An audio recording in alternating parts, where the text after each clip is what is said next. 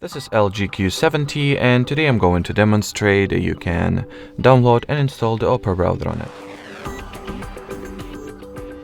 So to begin with, make sure that your smartphone is connected to Wi-Fi, then launch the Play Store, sign in if necessary, then at the search bar type in the Opera query.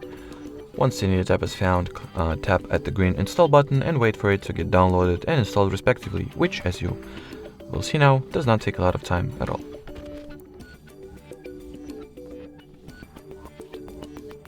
After the app was installed, launch it, and in here, while opening Opera for the first time, it is required that we undergo a very simple setup procedure.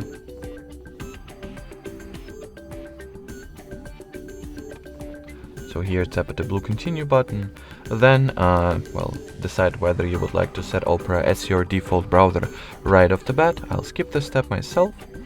And in here you can either customize the permissions that will be granted to Opera or simply allow everything that it asks for and start using the app. Alrighty, so that will be it. Thanks for watching, thanks for your attention, and bye-bye.